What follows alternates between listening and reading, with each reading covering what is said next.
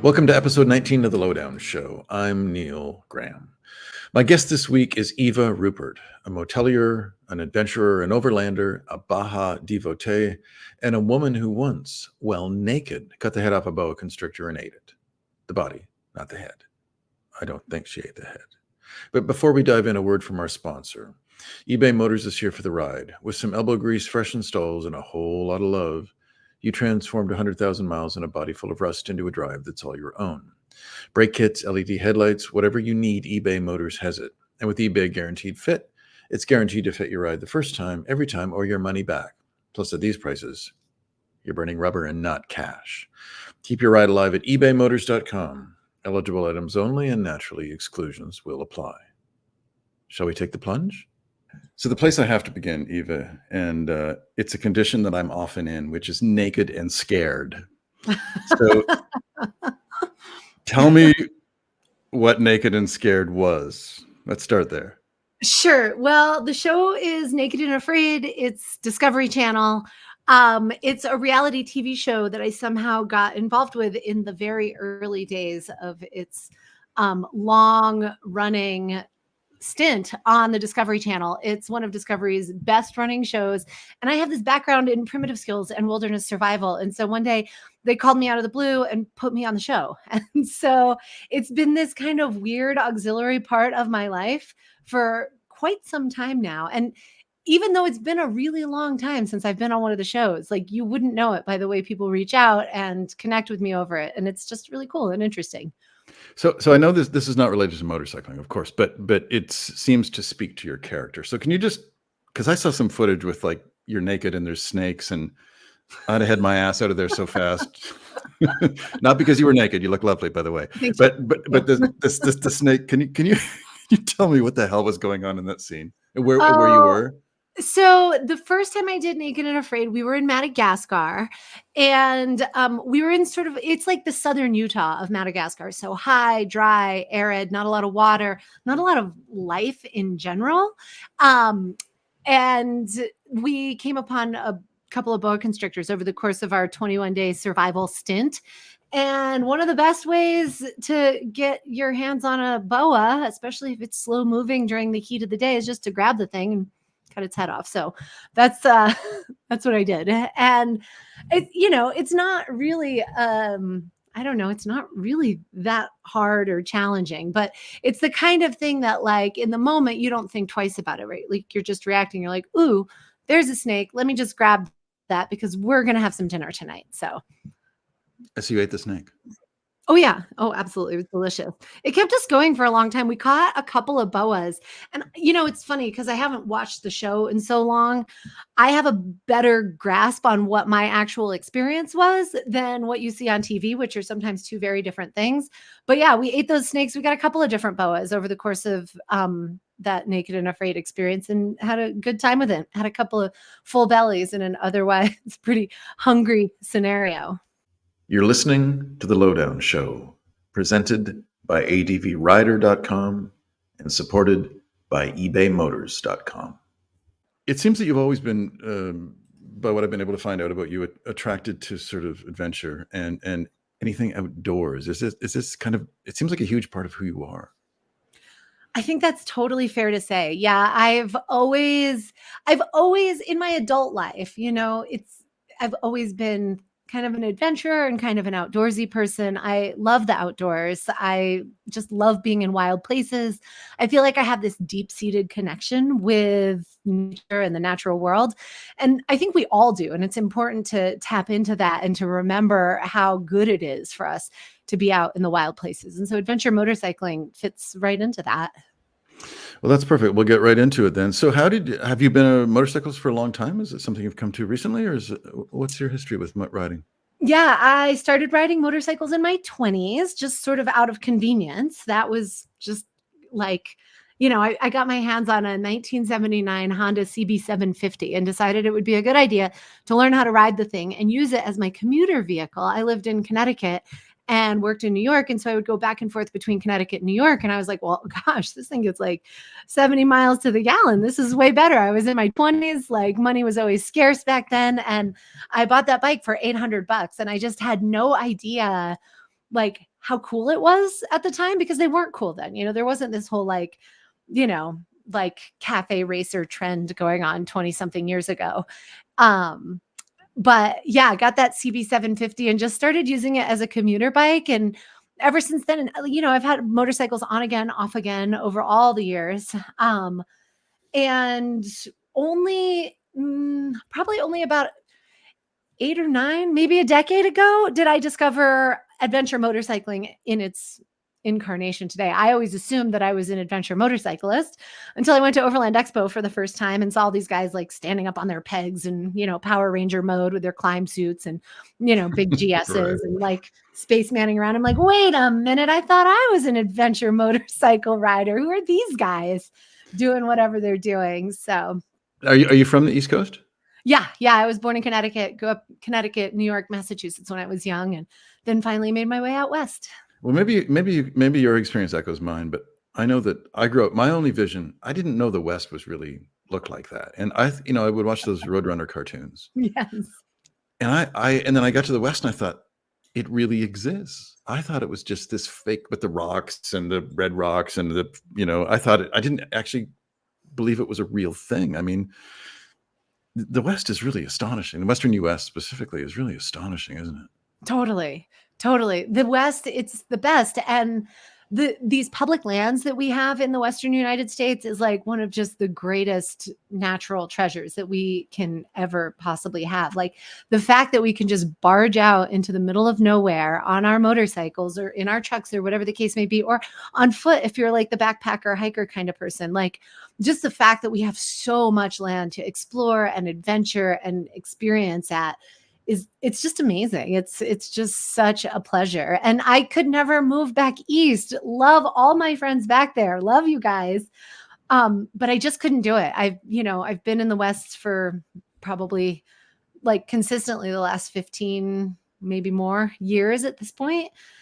And shortly after selling the CB 750 came out this way, and I just couldn't go back. It's just too good out here. And Arizona is my favorite of all of them, having lived in Colorado and Utah, and California, Oregon, Washington. Arizona is where it's at. Best of the best. And your February is much nicer than the East Coast February. It must, yeah, it totally. must be said. As someone on the East Coast, I totally get it. And I may be living in your motel. You can't come on out. Before you know it, which is a perfect segue into and before we started, we had a conversation about motels, and I told you that I used to, when I was on a road trip or when I would go on road trips, I would choose where I would stay based on the neon sign. A good sign meant I would stay there. Yeah. And so tell me, you own 2 motels, correct?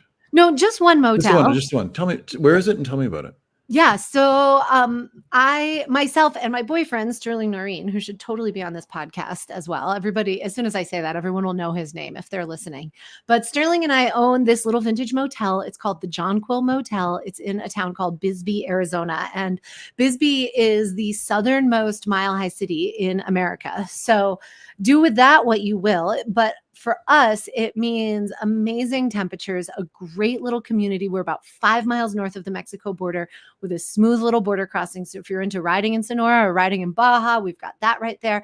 We've got all of this amazing kind of high desert Sky Islands landscape, and it is phenomenal. And then the town itself is really groovy, funky, mining town turned tourist town. And just come visit. Please come stay with us. The motel.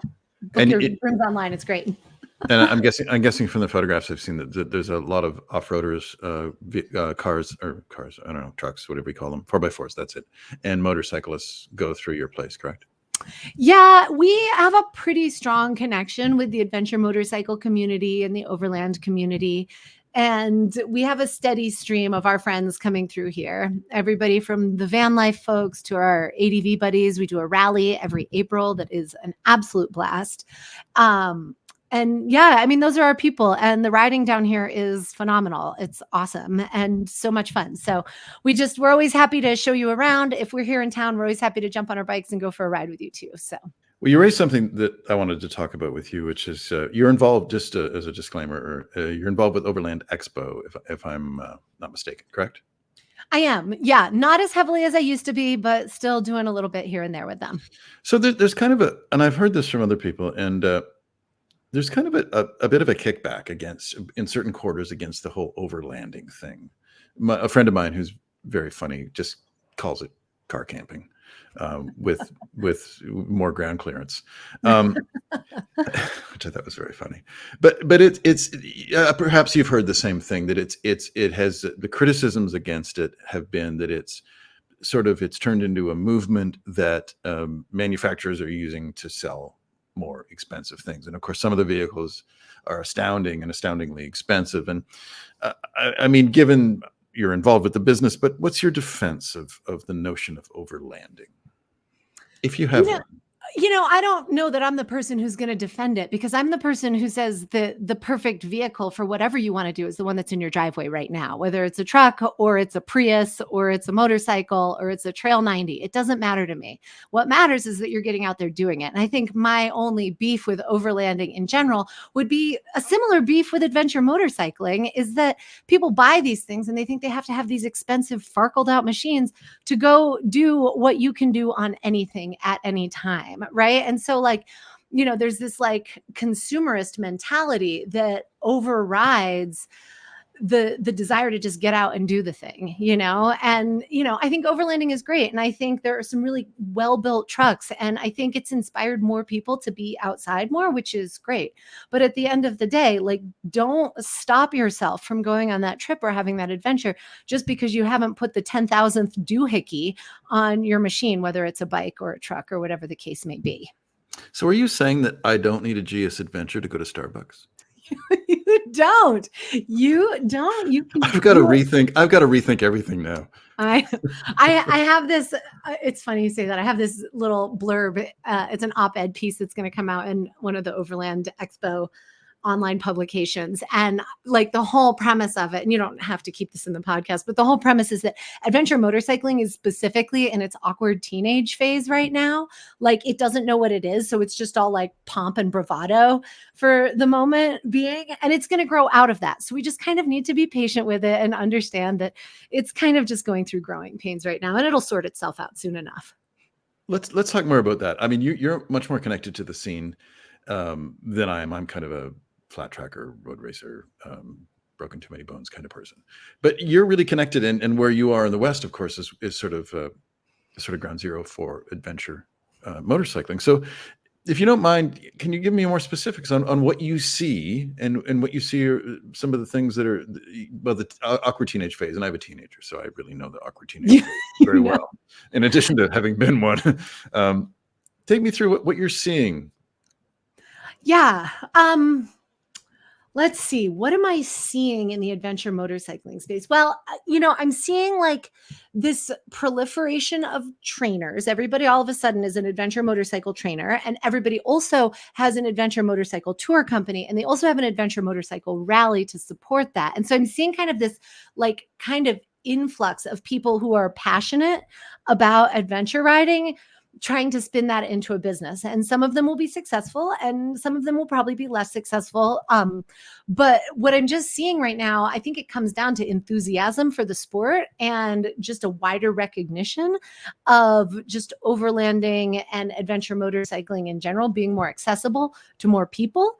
I think the industry is interesting right now. For a while, there was a lot of exciting motorcycles coming out. Like, I felt like the most exciting for me recently, and it's not even recent anymore, is like the rise of the middleweight adventure bike, right? Because it was either like little dual sport bikes or your big GSs and your 1290s or whatever the case may be. And then for a moment there, like, the 10RE 700 really had its moment. Like the midweights, like I've got a 690 right now, a KTM, which I love. Like these middleweight bikes really kind of holding their own.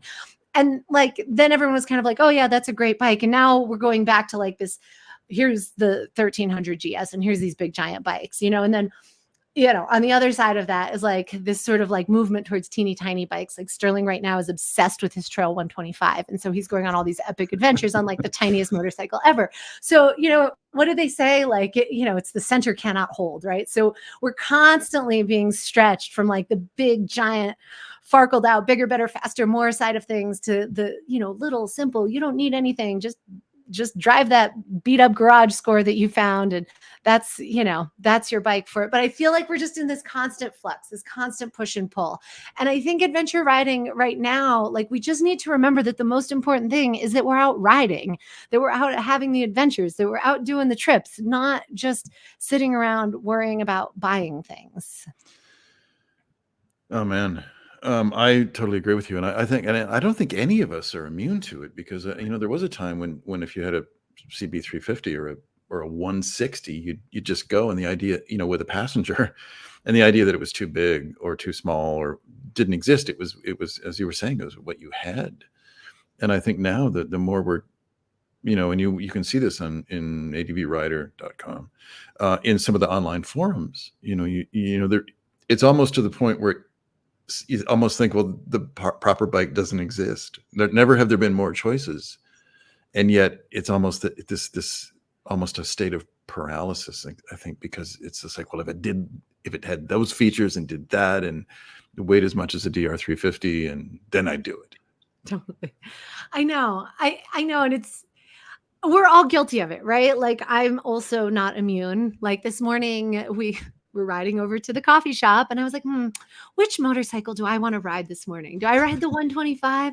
Well, and I ended up taking the Triumph Scrambler 1200, which is just an amazing machine, right? So we all do it. And I think it comes down to like this love and this, like, just this hunger for riding more. Like, we all want to be riding more, I think. And I think a lot of us spend a lot of time doing this kind of stuff on computers and, not experiencing like the fullness of life, because we're so online and so plugged in right now. And I don't know, I think we try and substitute some of, like, we substitute like real life with things that we've purchased.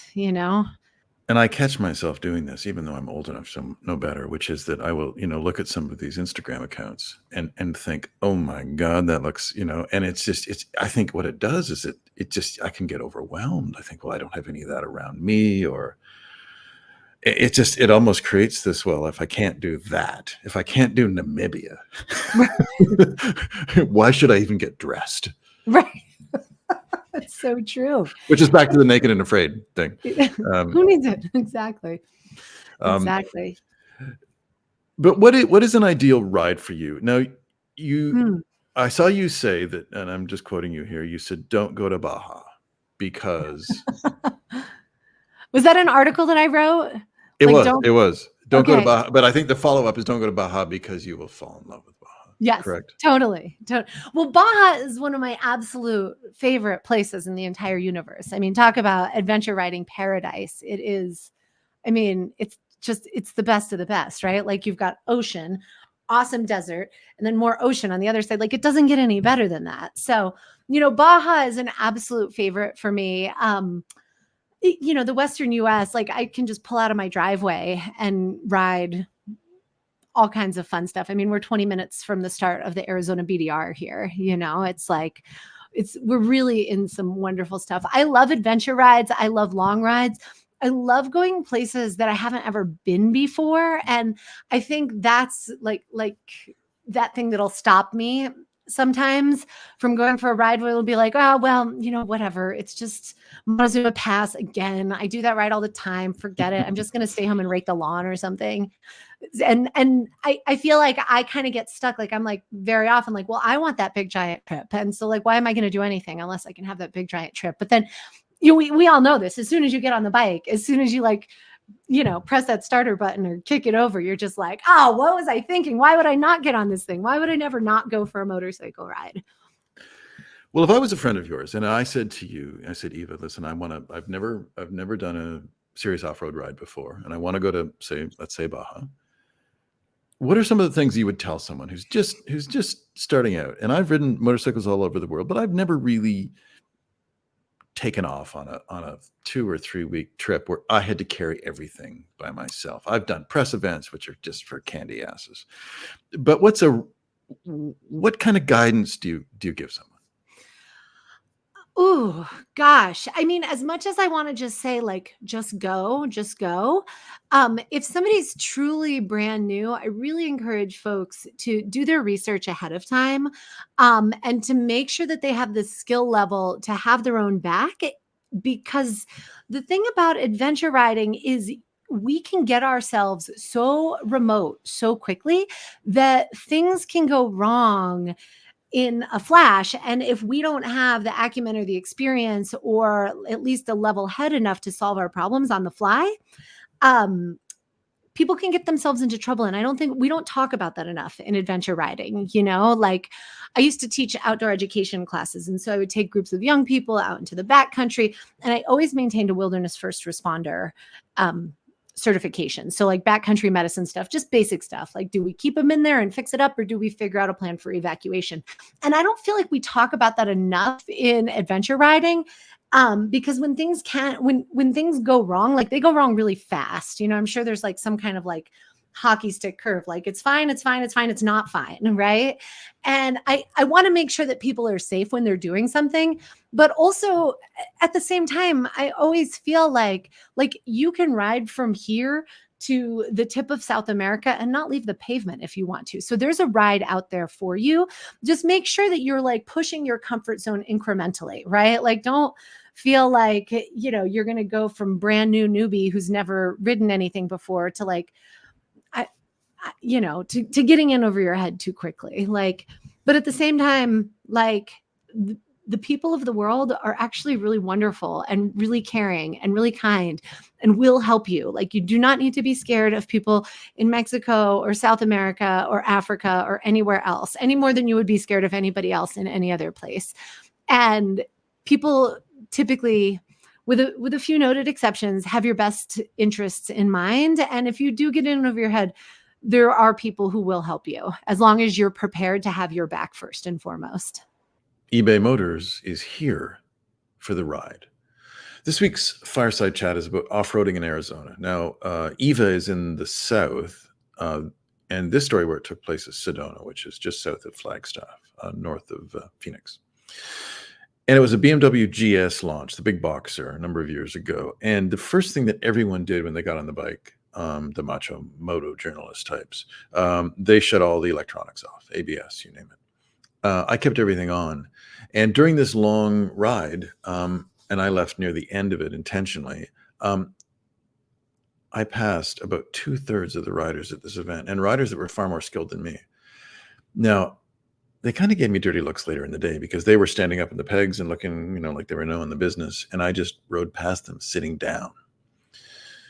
So common sense says, and if you're a great rider, you don't need ABS and you're good enough to go past these things, especially off-road. But for the rest of us, just leave everything on and pass everyone. At least that was my approach. Now, a word from our sponsor.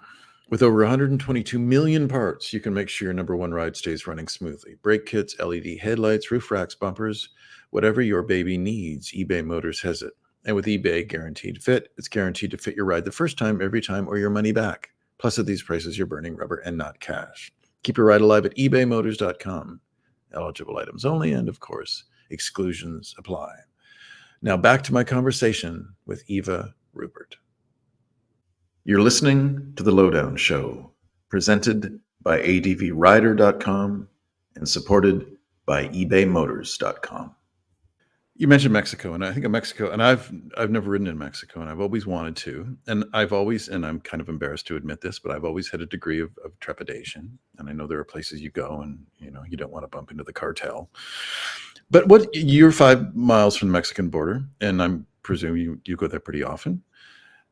What should be specifically about Mexico? What does that add to it, both in terms of risk and in terms of attributes?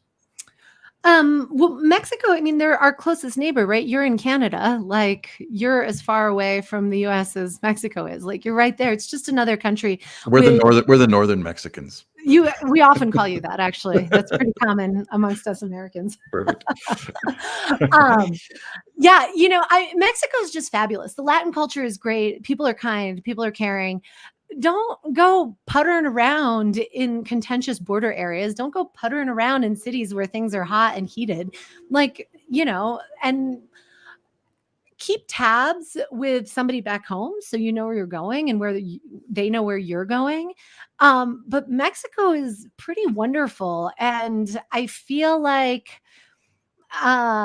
yeah, I mean, I can't say enough good things about traveling down there. Like, and the long and short of it is, yes, things do happen, right? Things do go wrong, but things also go wrong right here in Arizona, like downtown Phoenix. Like, bad stuff happens there. Like, like all of the major cities in America, like bad things happen in all kinds of places. And Mexico, it's just another country, and everybody's just trying to get along and do their thing. And I mean, the riding is awesome. Mainland Mexico is massive and vast, and like awesome mountains and amazing deserts and beautiful oceans. So, you have like the Western US all over again, just further south. It's really, really cool.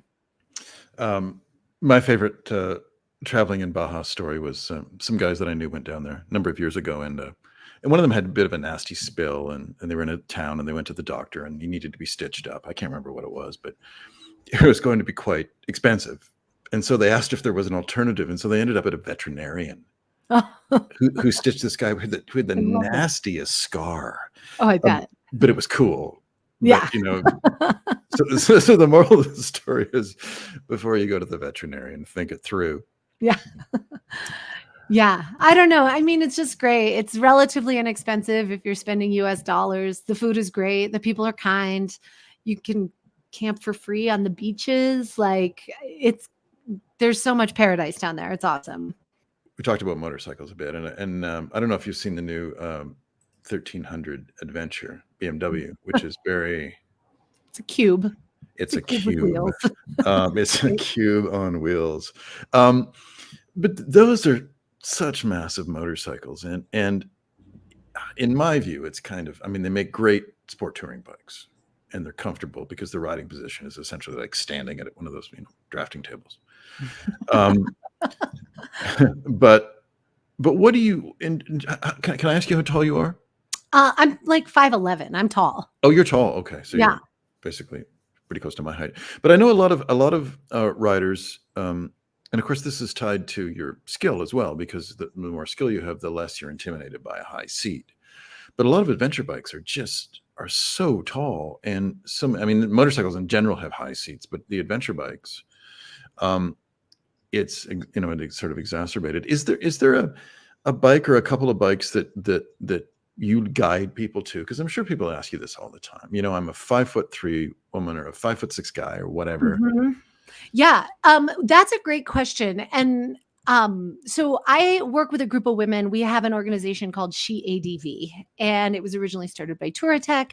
Shal Wilson kind of kept the flame going with that. And now we have a whole new board of directors, and it's myself, it's Ina Thorne, who runs BDR, Shal Wilson, and a couple other gals who are just passionate riders. And we're really trying to get the word out to women that these bikes don't need to be quite as intimidating as how they present, right?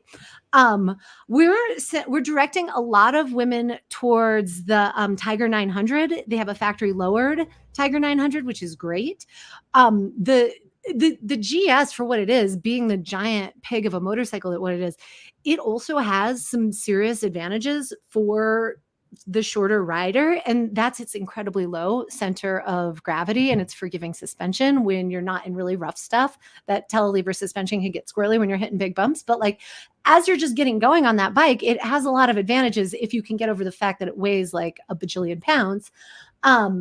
But also, the smaller bikes are really great for just getting your chops up. Like we're seeing a lot of women on like the XTs and the TWs and like just these sort of smaller, more dual sporty intro level bikes.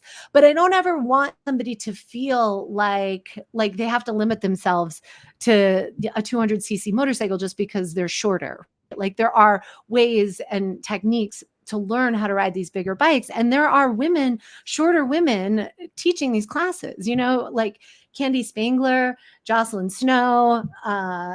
There's so many awesome women trainers out there right now who are like, hey, I'm riding this bike and I'm only this tall. And those gals, and even like somebody like Shal Wilson, who works closely with us for SheADV, she's, I don't know, maybe a little shorter than me, maybe 5'8", 5'9", but she knows all those tips and tricks to make those bikes more approachable. And I think it's as much about the posturing and the attitude of the motorcycles and the way they're presented from a media perspective that gives them this intimidation factor that I don't think that they necessarily deserve, right? Like, I think like anything, like any motorcycle can be scary, heavy, dangerous, but so is a lot of other things in life too, right? I think if you just approach it with the right attitude, like I can learn how to ride this thing, even though it's big, or even I'm not as tall as Eva, or I'm blah, blah, blah.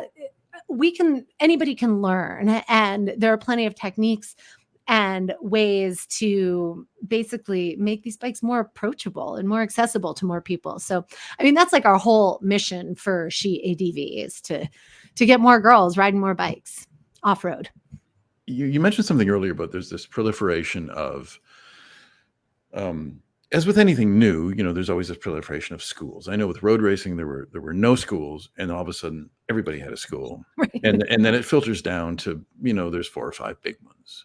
Yeah. And I think, as you said earlier, ADV is still in that awkward teenage phase where everyone is hanging out a shingle and it's a riding school. So and I think it's, and I'm sure you would agree that, any kind of riding school is a good thing, anything that, where you can get some tips. But with so much stuff out there, how do we go about, especially if we don't know the people in that community, how do we determine if a riding school or a tour is legit and is for us? Is there anything you can guide us to that would help us through that? That's a really good question. I think first and foremost, it comes with asking questions. So if you're signing up for a class or signing up for a tour, start talking to that trainer or tour guide or training provider or whatever the case may be. Start asking those questions. I feel like if you're the kind of person who really wants to tune their training, now I feel like anybody can learn something from anybody, right? Like we could go ride motorcycles together, and like, I'm going to come away being like, wow, Neil really like opened my eyes to this, that, and the other thing, right? It's like, we can all learn something from each other. I think asking questions, kind of getting a sense of the kind of ethos of the school or the trainer, just kind of catching a vibe on them. If it seems like the kind of person that you can have a good rapport with, they'll probably be a good person to go on a tour with, right? Because you're going to be spending a week straight with that person or whatever the case may be. One of the things that we see on the SheADV side of things is women specifically coming to us who've had bad experiences, either with trainers or husbands or boyfriends who've tried to teach them how to ride. And I think one of the big things is, like, if you're going to sign up for a training class, come as an engaged student, like come there, I'm ready to learn. Right. And like, I don't think most motorcycle trainers are just out and out yelling at people. But if you come with a little bit of a thick skin, ready to learn, hungry to gain some new skills, hungry to like sink your teeth into this adventure riding thing, you're going to be a really good student, and you're going to be able to get more out of that class than the person who's just passively thinking they're going to insert riding skills into your brain if you just go there and osmose them.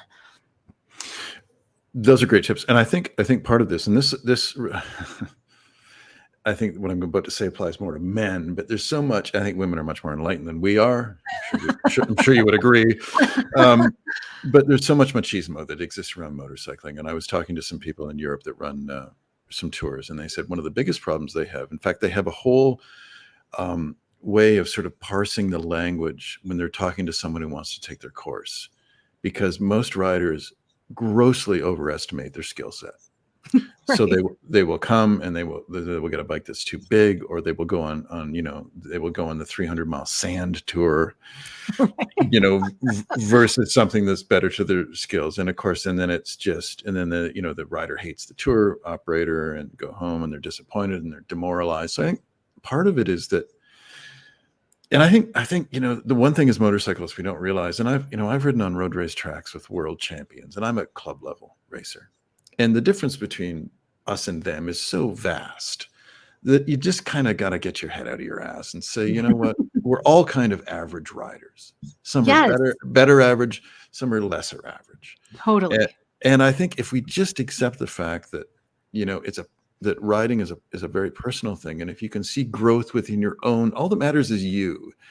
Your riding doesn't matter to me, and my riding doesn't matter to you. And I think if we just all took a deep breath, but Right. but but I think with the whole sort of ADV and overlanding thing, it's almost this badge of honor that you have to be able to do these extreme things, and chances are you're just going to fuck yourself up. It's so true. Yeah, it's so true. I have this presentation that I do sometimes at like Overland Expo or like an MOA event or whatever. And it's called Choose Your Own Adventure. And the whole premise is that like we say we want adventure, but what we all actually want is a nice motorcycle ride. Like Yeah, we that's don't right. actually want to be Ernest Shackleton, like frozen in the ice in Antarctica. That's an adventure. What you want is you want to go ride some nice forest roads with your friends and then get a beer at the end of the day. Like that's what we're in it for the most part, right? Obviously, we like to get gnarly and like to go do some crazy stuff every now and then, but like the reality is like we're not in a position of adventuring. Like even at the very best, like this year I haven't been out for more than 2 weeks. Like, like we don't need to be always planning these like, oh, it's this giant round the world trip. Like just go out for the weekend and have a nice ride because that's what we're in it for. I totally agree, and I think that's. As a friend of mine says that the entire purpose of motorcycling is to make beer taste better. And You have some really witty friends. I I like have your friends. I have some very witty friends. They also say nasty things about me, which makes me like them even more. But I just think that, yeah, that we and I think your comment about the overlanding thing, and is I think there's almost a, Instagram and social media and the manufacturers themselves, I think have contributed in some ways to shooting themselves in the foot. Is that, they make it seem so unattainable almost for an average person. I mean, you see some of this stuff, and now, and it's true, and that, and you and I have both seen riders on GSs who can ride it up the downspout of your motel, who have that Totally. kind of massive skill set, and that's just not. Oops, that's just not realistic for most of us. Mhm. It's true. It's true. I mean, it's good to have those people to keep us aspiring, to keep us training, to keep us practicing, to keep us riding. But I always love it. I see it when I'm like out on a BDR trip or something like that. Like you'll see that group of guys and like they've got KLR 650s and like their stuff is like tied on with bungee cords and they're bumbling along and somehow they're getting through it and they're having a great time, right? And like here's me and all my Moscow luggage matches and I've got the new climb suit on and I'm probably writing an article for somebody about it and yada yada yada. And then like there's this group of guys and they're just like bumping along and somehow they fall over and then like they pick up all their stuff and they carry on, and it's just it's great. And I think that's the spirit that we need to remember to adopt. It's that purity. It's just for that love of getting out and riding motorcycles. Yeah, I love that. I love that story, and I certainly see those riders, and I bumped into those people on the road, and their tires are, they haven't changed their tires since the '80s, and they're squared off, and they've got the wrong gear, and they're having a great time, and you realize that their entire, kit, including their bike and all their gear and everything they own with them is cost less than my jacket.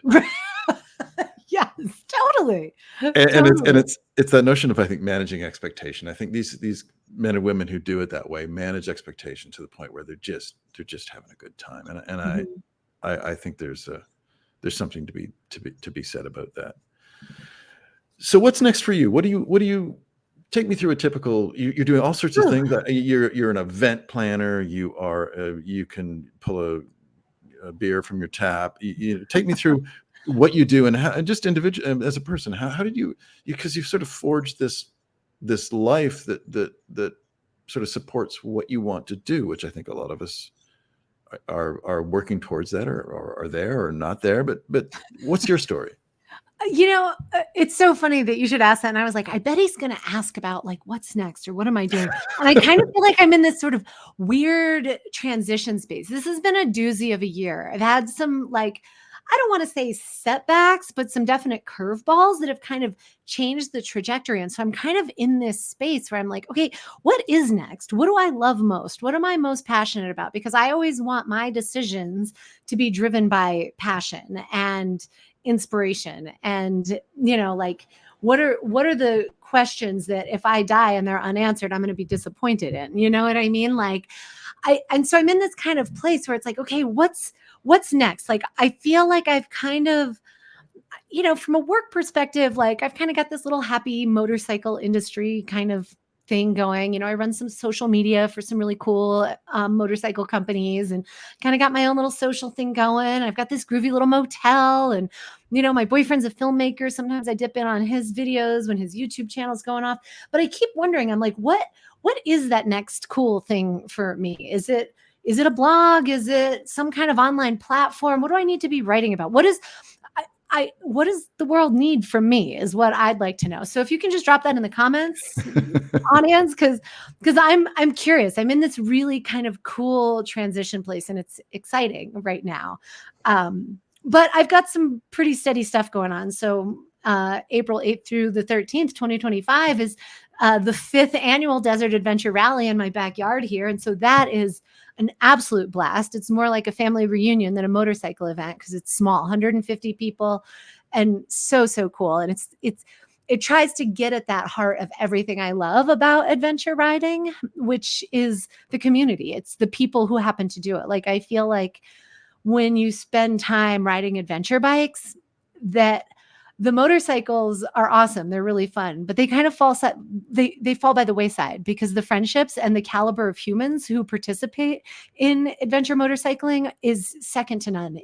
They're my favorite people. They're interesting, they're kind, they're wise, they're like constant inspiration to me. So we have built this really cool little rally that kind of gets at the heart of that. So that's on the hit list for sure. And then who knows what's next? Definitely some trips, but I'm not sure where yet. So, maybe Canada. Who knows?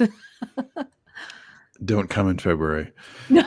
No, you come here in February.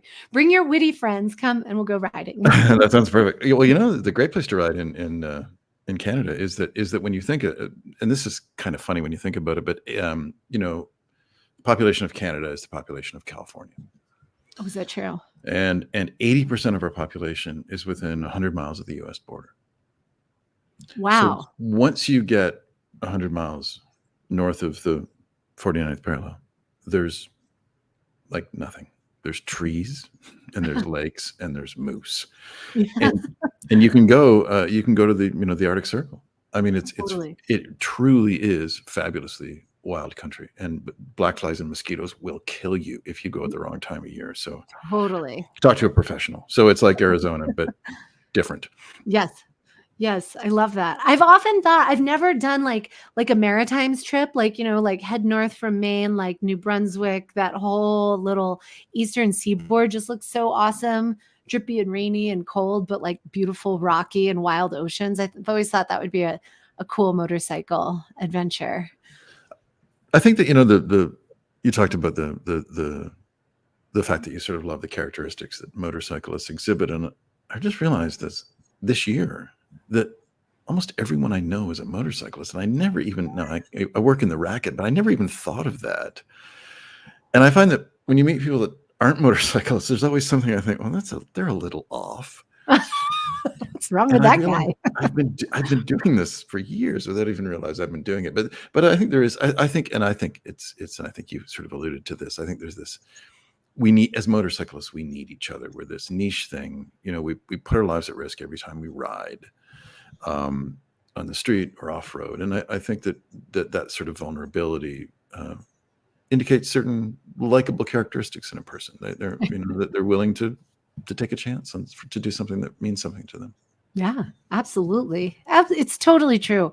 It's really such a great community. And, there are times when, you see some young kid like ripping down the freeway on his sport bike with no helmet on, being an idiot. And you're just like, oh, kid, like you're giving us a bad reputation. But at the end of the day, like, I like to think that we're all out there doing it. Like we're all out riding on two wheels. I feel like sometimes like the adventure motorcycle community can be kind of cliquey and the Harley community can be kind of cliquey and like the whatever, like the custom community can be kind of cliquey. But at the end of the day, we're all riders. We're all out doing the same thing. And like, you know, we might be wearing different outfits or our passion might be taking a slightly different form. But at the end of the day, we're all out doing it. We're out there on two wheels getting after it, whatever that looks like to us. And that's really cool. For more information on Eva's Johnquil Motel in Bisbee, Arizona, visit jonquil.com. Or if you just want to find out what kind of trouble Eva's getting into, visit evarupert.com. In closing, a word from our sponsor. eBay Motors is here for the ride. With some elbow grease, fresh installs, and a whole lot of love, you transformed 100,000 miles and a body full of rust into a drive that's all your own. Brake kits, LED headlights, whatever you need, eBay Motors has it. And with eBay Guaranteed Fit, it's guaranteed to fit your ride the first time, every time, or your money back. Plus, at these prices, you're burning rubber and not cash. Keep your ride alive at ebaymotors.com. Eligible items only, and naturally, exclusions will apply. Thank you for listening to The Lowdown Show.